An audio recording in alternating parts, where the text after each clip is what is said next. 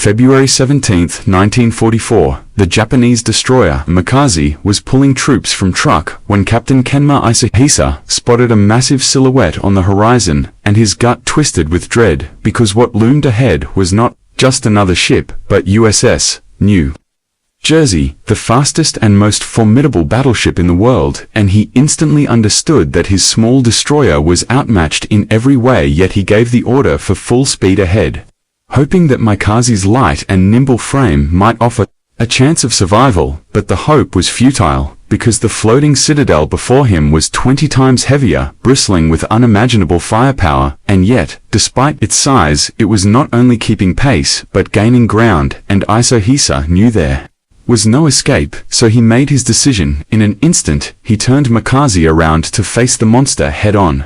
And in that moment, he chose to meet death with defiance rather than to run from it. The ocean erupted with fury as USS Iowa joined the hunt, and her 16-inch guns thundered across the waves, hurling shells the size of Volkswagens that tore through the sky with an apocalyptic roar, and in the chaos, the Japanese cruiser Katori was struck dead center by a single shell that shattered her into twisted wreckage, before 6 more shells reduced her to nothing but burning steel and boiling water. And now Mikaze was next in line, and Captain Carl F. Holden aboard. New Jersey looked on in disbelief, because what he saw was not a ship fleeing in desperation, but a destroyer turning directly into the jaws of death, charging forward in what could only be a suicidal torpedo run, and even the most powerful battleship afloat could be sunk by a well-aimed spread of torpedoes, and for a fleeting instant, the balance of power flipped completely, and Holden knew that one mistake could mean the destruction of America's pride and the death of 3,000 men, so he gave the order, and 25-inch guns roared in unison, unleashing a storm of fire that tore into Mikaze, ripping her apart as steel and flame were hurled skyward before raining down into the dark sea.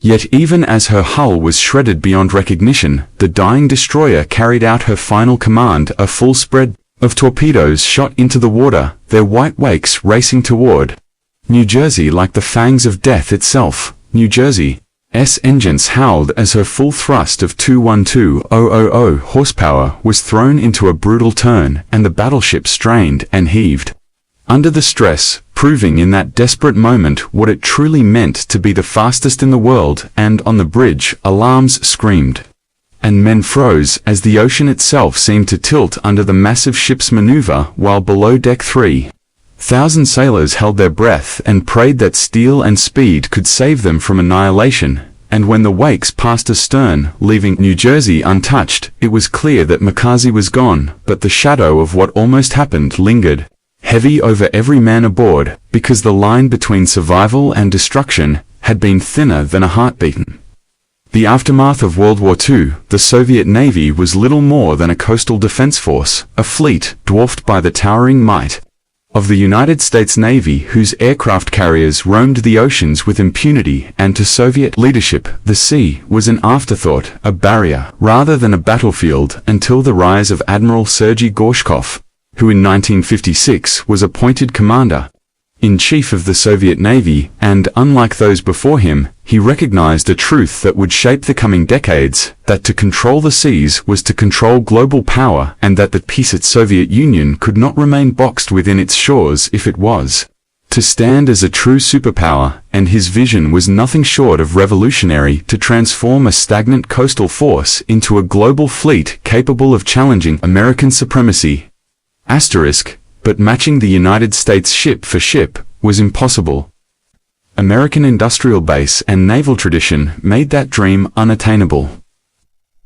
So Gorshkov pursued a different path, one that emphasized quality over numbers and innovation over imitation, and under his leadership, the Soviets poured their strength into submarines, missiles, and nuclear power. He championed the creation of the Typhoon-class submarines, the largest ever built monstrous leviathans of steel that could lurk beneath the waves unseen for months, carrying enough nuclear firepower to reduce entire continents to ash. And for the surface fleet, he oversaw the rise of the Kirov-class battlecruisers, massive warships bristling with anti-ship and anti-aircraft missiles. designed specifically to strike at the very heart of American power. The carrier strike groups. By the 1970s, the transformation was undeniable, and the once coastal Soviet Navy was everywhere from the cold waters of the Atlantic to the wide expanse of the Pacific, from the choke points of the Indian Ocean to the warm, blue stretches of the Mediterranean. Soviet ships shadowed NATO exercises, monitored strategic sea lanes, and, for the first time in history, Russia had a continuous naval presence across the globe, and even aircraft carriers, which had once seemed beyond Soviet reach, became reality with the Kiev-class hybrids that blended carrier and cruiser into something uniquely their own. And though imperfect, they were the first steps toward a true carrier fleet that could one day rival the Americans. And the shock of this transformation rippled across the Pentagon, because for decades, the United States Navy had sailed unchallenged, but now it faced a rival that could contest it in every ocean and on every front. American admirals sounded the alarm, and Washington understood the gravity of the situation. Naval dominance was slipping away, and with it, America's ability to project power across the world. And the answer came in the form of a counterstrike unlike anything before. The Ship Navy Initiative, a plan born under President Ronald Reagan to restore overwhelming naval supremacy by expanding the fleet to 600 warships, an armada so vast that no rival could hope to match it, and under the motto, peace through strength. The United States embarked on one of the greatest military buildups in modern history, because to deter war, they had to show that they were prepared for it on a scale beyond imagination, but the challenge was immense. Building new ships would take years, perhaps decades, and the Cold War was not waiting, so the United States turned to the past as well as the future, and began pulling legendary battleships from retirement. Ships whose names were already etched in history, and the first to return was an obvious choice: USS New Jersey, a warrior that had already crushed enemies in World War II, and unleashed her fury upon North Vietnam. And with her return, a message was sent to the world that America would not yield the seas without a fight, and that the struggle for dominance, which had shifted so many times across history, was far from over. Half a century earlier, the United States Navy had faced another storm to its very existence, when rivals across both the Atlantic and Pacific cast aside treaties meant to limit naval expansion, and began building fleets with a single purpose in mind: the domination of the world. And in that earlier era, as in the Cold War that followed, the fate of nations would be decided not only on land or in the skies, but on the vast and unforgiving oceans, where steel giants clashed and empires rose or fell with the tide. In Japan, naval engineers labored in secrecy behind walls of steel and silence, forging war machines unlike anything the oceans had ever known. They dreamed of ships so immense that they would tower over every rival, and so powerful that they could dominate any sea on Earth. From this dream rose Yamato and Musashi, giants of steel, their hulls stretching longer than football fields, their armor plates so thick that no conventional shell could easily pierce them, and their guns, the 18-1-inch monsters, the largest ever mounted on a warship, were capable of flinging 3,219-pound shells across 26 miles with terrifying accuracy. In an age when battleships were still the undisputed queens of naval warfare, the very idea of such firepower was enough to tilt the balance of the world, because no British or American ship of the time could match them. The mighty King George V class carried 14-inch guns, the North Carolina class carried 16-inch guns, impressive weapons, yet still dwarfed by Yamato's behemoths. Japan believed it had found the ultimate answer to control of the seas, a weapon that promised checkmate before the enemy even entered range. Across the world in Europe, Germany's Kriegsmarine had set its own course, determined to shatter the lifelines that tied Britain to the wider world, and from German shipyards emerged the Bismarck-class battleships, bristling with 15-inch guns, capable of speeds up to 30 knots, and armored heavily enough to shrug off punishment. These ships were designed not merely to fight, but to hunt, to slice through convoys like wolves, and slip away from slower, heavier pursuers. The British Admiralty understood at once the danger that loomed over the Atlantic and scrambled desperately to counter the threat. Bismarck itself would go on to etch its name in history after its fateful clash with the Royal Navy. But the lesson was clear: the age of mighty battleships had not passed, and if America was drawn into the war, it too would need something powerful enough to match Yamato, and fast enough to catch Bismarck. By 1938, American naval planners sat with a question that would define the fleet.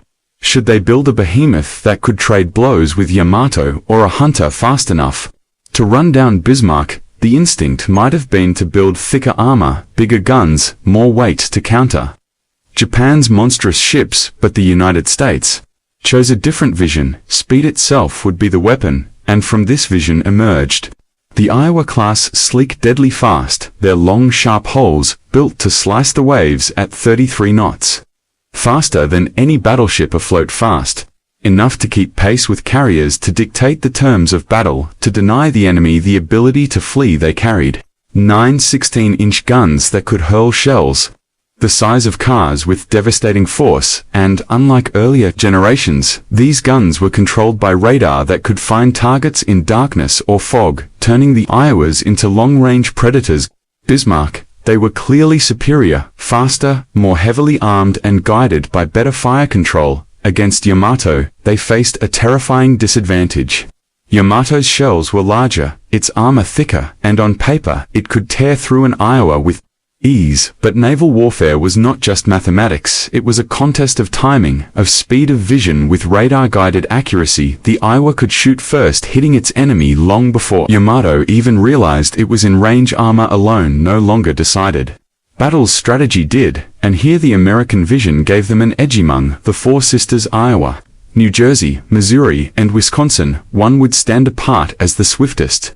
USS New Jersey, though rated like the others for 33 knots, carried slight differences in weight and construction that made her lighter and sharper, and in trials she reached a blistering 35.2 knots faster even than Iowa herself, which peaked at 34.9 knots through the decades as refits added weight to the others. Big J, as she was affectionately called, retained her edge. Her hull and propulsion system remained finely tuned, keeping her the fastest battleship in history. She broke the ancient naval law that cruisers and destroyers were untouchable in speed. Suddenly she was the predator in their waters, closing in with relentless drive, and when her guns spoke with a range of 24 miles, there was nowhere left to run in. December 7, 1942, the first anniversary of Pearl Harbor, the ship was christened, and her launch was more than a naval ceremony. It was a declaration of American will. Sliding stern first into the waters, she kissed the shore of New Jersey before being drawn back to dry dock, where legions of welders, engineers, and steelworkers swarmed her frame, fitting her with the colossal triple turrets that housed her main batteries and threading her decks with the delicate nerves of radar communications and fire control, while her crew arrived to train, endlessly drilling through every station, every system, every battle scenario they would need to master, because all knew she was destined for war. Commissioned on May 23, 1943, under Captain Carl F. Holden, she wasted no time. By early 1944, she was steaming westward into the fire. Her baptism of war came at the Marshall Islands, where American troops clawed their way ashore under a hail of Japanese fire, and from the sea, New Jersey's great guns answered, shattering bunkers, smashing artillery pits, turning fortifications to rubble. She became the hammer that struck ahead of the Marines, and from that point on, her presence was felt across the Pacific. She thundered at New Guinea, she broke defenses in the Carolines, she paved the way at the Marianas, the Philippines, Palau, Iwo Jima, Okinawa, wherever Americans landed, Big J was there, her guns silencing the enemy before the first boots touched sand. Twice she struck Truk Atoll, the fortress heart of Japanese power in the South Pacific, unleashing hell upon the bastion. And then in February 1944, came Operation Hailstone, a massive American carrier assault on Truk Lagoon, a base so vital to Japan that its fall would cripple their grip on the Central Pacific. As American aircraft pounded the island fortress, Japanese commanders scrambled to evacuate what forces they could, and into the chaos sailed Makazi, a small destroyer under Captain Kenma Isahisa, tasked with extracting men from the burning lagoon. But the horizon soon revealed a silhouette that froze his blood. USS New Jersey, The fastest battleship on Earth, there was no escape, and Isahisa knew it, so he chose defiance. He turned his fragile ship toward the Colossus, charging headlong into a torpedo run, hoping that courage and luck could succeed where firepower could not. Aboard New Jersey, Captain Holden saw the unthinkable, a destroyer not fleeing but attacking, and at that instant, the balance of the battle hung by a thread, because even the mightiest battleship could be killed by torpedoes. 25-inch guns answered the challenge, tearing Mackenzie apart in a storm of fire and steel. But not before the dying destroyer loosed her final salvo. Torpedoes streaked through the water, their white wakes cutting across New Jersey's path. Alarms screamed. The battleship heeled hard to port, her engines roaring with 212,000 horsepower as she twisted with desperate speed, narrowly evading death in a turn that proved once and for all why she was the fastest battleship in history. When the danger past was gone, but the crew understood that survival was measured in inches and seconds, and that no warship, no matter how mighty, was untouchable. New Jersey fought on, escorting carrier groups into Tokyo Bay, where her gunners blasted kamikazes from the sky. 20 planes falling to her fire while she plucked American pilots from the waves. She became the shield of the carrier fleet at the Battle of the Philippine Sea, where American gunners annihilated Japanese aviation in the infamous Marianas. Turkey shoot a slaughter that crippled Japan's navy forever, and then at Leyte Gulf, the greatest naval battle ever fought, she stood once more at the heart of the fleet, as the tides of history turned, and the Imperial Navy was broken beyond repair. Largest naval battle in history raged for days in a storm of chaos that shook the Pacific to its core. A sprawling clash where carriers, battleships, cruisers, destroyers, and kamikazes all collided in a deadly contest that would decide the fate of empires. Shells the size of small cars ripped through the skies. Torpedoes streaked across the waves, and aircraft fell burning into the sea as men on both sides fought with a desperation born of knowing that the outcome would reshape the entire war. It was not just another battle, but the moment where Japan's last hope to turn the tide was dashed forever. When the smoke finally cleared, Japan's once proud fleet was left shattered beyond repair. Its great ships sunk or crippled, its naval air arm decimated, and its ability to wage war at sea broken for good. This was the battle that sealed the empire's fate and marked the beginning of the end. For its naval power, yet what made USS New Jersey stand out was not simply the scale of the battles she took part in, but the fact that she became the floating command post of the greatest naval leaders of her age. On her deck walked Raymond Spruance, the calm tactician who had orchestrated the victory at Midway by striking with precision and patience, and William Bull Halsey, the fiery warrior whose aggressiveness carried American naval power across the Pacific like a rolling tide. No other ship could claim to have been the flagship of both men. No other vessel stood at the crossroads of strategy and action as she did. From Peleliu to the landings at Leyte, from the invasion of Luzon to the brutal struggle in Formosa, from the thrust through the South China Sea to the hammering blows at New Jersey was there, delivering the full weight of her guns in support of America's advance.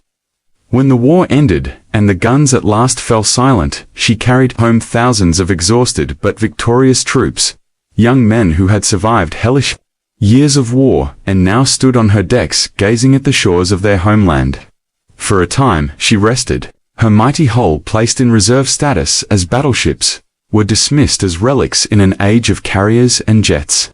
To many, she seemed destined to be forgotten, a monument to a war already slipping into history. But history was not finished with her. In June 1950, Korea exploded in violence. Communist forces stormed across the 38th parallel with Soviet-built tanks and disciplined infantry. American troops, caught unprepared, crumbled under the assault, retreating, until they clung desperately to the shrinking Pusan perimeter. General MacArthur needed power, something to stem the tide, something to remind the enemy of America's might. President Truman's answer was simple: bring back the battleship. USS New Jersey was shaken awake, her silent engines roaring back to life as sailors stripped away years of preservation grease. Her great guns recalibrated and her systems tested. Captain David M. Tyree took command as Vice Admiral Harold M. Martin raised his flag, transforming her overnight from a sleeping relic into the beating heart of a new campaign. When her guns spoke off the coast of Wonsan, the effect was immediate and devastating. Bunkers collapsed, gun emplacements vanished, and supply lines were ripped apart as shells heavier than tanks screamed across 20 miles of ocean.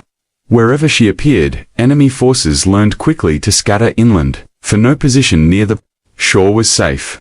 She became an unstoppable presence, shifting her firing points before enemy artillery could respond. Her thick armor immune to return fire, her guns silencing any opposition. In July 1953, she unleashed a thunderous broadside that shook the ship from stem to stern, collapsing caves and obliterating artillery batteries. 2 weeks later, the armistice was signed, and Korea's war was frozen in stalemate, with New Jersey's thunder still echoing across the peninsula. But the next war was different. In Vietnam, there were no great fleets to fight, no shore fortresses to shatter, and the jungles hid an enemy that slipped away rather than stood and fought. Battleships were deemed unnecessary once again, and by 1957, Big J was placed into sleep. Moored beside her sisters, her decks quiet. A decade passed until the air war over Vietnam began to bleed the United States dry. Aircraft fell in staggering numbers to Soviet-built missiles and anti-aircraft fire. Every lost plane meant millions in wasted technology, and every captured pilot meant political disaster at home. Secretary of Defense Robert McNamara sought an answer, and one suggestion rose above the rest: bring back the battleship. North Vietnam could do nothing to threaten 45,000 tons of armored steel bristling with guns. A battleship could sit offshore night after night, hammering targets without risk, while pilots slept safe in their bunks. Through the winter of 1967, New Jersey came alive once more. Crews swarmed her decks, stripping and rebuilding, installing modern fire control, fitting advanced electronics, and carving out a helicopter pad. By April 1968, she was ready, and on September 29th, she reached the coast of Vietnam. The next day, her guns spoke again for the first time in 16 years. 29 massive shells tearing through jungle and hillside. For months, she pounded the coast, her fire-saving pinned down American divisions, her shells reducing fortified hillsides into smoking ruins. When the 101st Airborne was trapped near Hue, it was New Jersey's salvos that cleared the path. When Marine units needed fire support, she delivered in minutes what weeks of airstrikes could not achieve. By the time she departed Vietnam in April 1969, she had fired over 5,000 rounds from her 16-inch guns and nearly 15,000 from her 5-inch batteries. More ordnance than she had unleashed in World War II and Korea combined. And through it all, she remained untouchable, her armor impervious, her presence unchallenged. A reminder that the age of the battleship had not yet fully passed. But time continued forward, and by the 1980s a new challenge demanded her return. Once more, the Cold War had entered a dangerous phase, and the Soviet Navy prowled the oceans with massive missile cruisers and nuclear submarines. President Reagan's 600-ship Navy initiative sought to overwhelm Soviet power with sheer numbers, but building new ships would take years. The Iowa-class battleships offered a faster solution. They were relics, but their hulls were sound, their armor unmatched, and their guns still terrifying.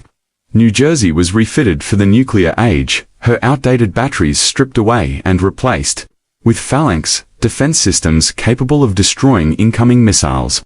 Tomahawk cruise missiles were mounted, granting her the power to strike hundreds of miles inland with pinpoint accuracy. Harpoon anti-ship missiles gave her new teeth against Soviet surface forces. She was no longer just a battleship. She was a hybrid monster of steel and electronics, a fusion of old and new that few navies could hope to counter.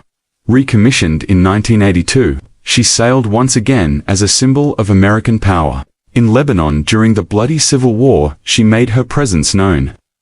When the Marine barracks in Beirut were bombed in 1983, New Jersey's response was swift and merciless. Her 16-inch guns booming in anger for the first time since Vietnam, flattening enemy positions and sending a message to the world that America was still the master of the seas. The Soviets watched with unease. Their strategies had been built around countering aircraft carriers, but now they faced the unexpected revival of heavily armored warships armed with both missiles and massive guns. The balance of power at sea shifted once again. Throughout the 1980s, Big J prowled the world's oceans as both deterrent and weapon, a shadow over Soviet calculations and a comfort to America's allies. She was the embodiment of Reagan's policy of peace through strength, a constant reminder that the United States could call upon even its ancient giants if the need arose. But with the Cold War's end and the collapse of the Soviet Union in 1991, the justification for such massive ships vanished.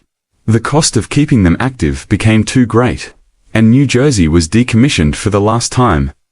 Today, she rests quietly in Camden, New Jersey, transformed into a museum ship where her steel decks echo not with the roar of guns but with the footsteps of visitors. Yet her story remains alive, etched into history as the most powerful battleship ever built, a vessel that fought across 3 wars and the Cold War, that carried the flag of America's greatest admirals, and that stood as both sword and shield. In the greatest struggles of the 20th century, USS New Jersey remains not only a warship but a legend. Her very name, a reminder of an age when battleships ruled